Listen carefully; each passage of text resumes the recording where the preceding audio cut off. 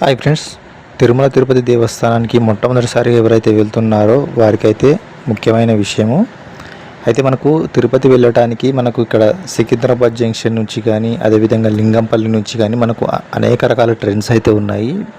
Daily trains అయితే ఉన్నాయన్నమాట. ఆ ట్రైన్స్ అనేవి మనము బుక్ చేసుకొని అయితే వెళ్ళొచ్చు అనమాట. అయితే మెయిన్గా ఏంటంటే ఇక్కడ మీరు గుర్తుంచుకోండి, మనకు చాలామంది టోకన్స్ గురించి అయితే అడుగుతున్నారనమాట. మనము ఈ టోకన్స్ అనేవి మనము ఆన్లైన్లో తీసుకోవచ్చు, అదేవిధంగా ఆఫ్లైన్లో తీసుకోవచ్చు.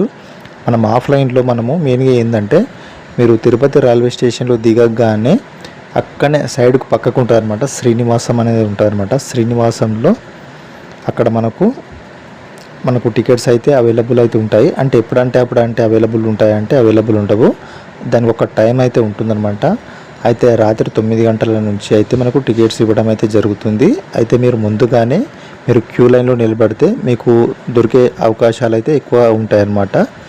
అదేవిధంగా విష్ణు నివాసం, అదేవిధంగా భూదేవి కాంప్లెక్స్లో కూడా టికెట్స్ అయితే ఇస్తారు. ఇక్కడ గుర్తుంచుకోండి, వీటికి ఎలాంటి డబ్బులు మీరు చెల్లించాల్సిన అవసరం అయితే లేదు.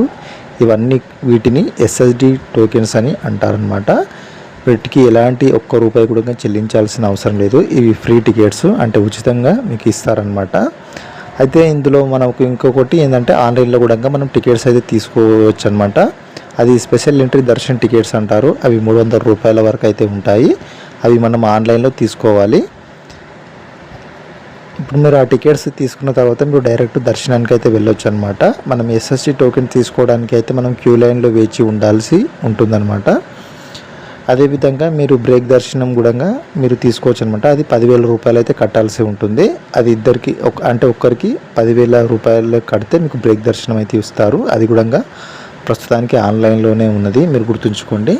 అయితే ఇప్పుడు ఇంకోటి విషయం ఏంటంటే మే 1వ తారీఖు నుంచి జూన్ 13వ తారీఖు వరకు ఎలాంటి బ్రేక్ దర్శనాలు కానీ అదేవిధంగా రికమెండేషన్ లెటర్స్తో కొంతమంది వస్తారు కదా, అలాంటి వాటికి అయితే పర్మిషన్ అయితే లేదన్నమాట. ఎందుకంటే ఇప్పుడు మే నెలల్లో స్కూలు కాలేజీలో అన్నీ బంద్ ఉంటాయి కాబట్టి చాలామంది వస్తుంటారు కాబట్టి ఇవన్నీ తీసేశారనమాట.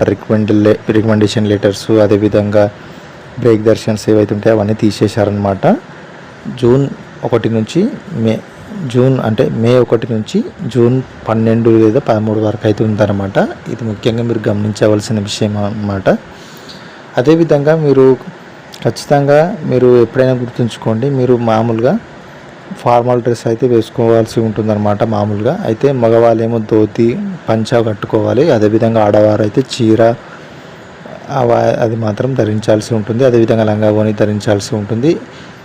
అదేవిధంగా మీరు షార్ట్స్ కానీ టీషర్ట్స్ కానీ జీన్స్ ప్యాంట్స్ కానీ మీరు వేసుకొని వెళ్తామంటే అక్కడ పర్మిషన్ అయితే ఉండదన్నమాట. మిమ్మల్ని లోపలికి కూడా రానివ్వరు, అది గుర్తుంచుకోండి. ఇంకేమైనా డౌట్ కనుక ఉంటే కింద మాకు కామెంట్లో తెలియజేయండి, వాటికి రిప్లై ఇచ్చే ప్రయత్నం అయితే మేము చేస్తాం. ఓం శ్రీ వెంకటేశాయ. Thank you for watching this video. Thank you. మీకు ఎలాంటి అప్డేట్స్ కావాలన్నా కానీ మా ఛానల్ని విజిట్ చేయండి.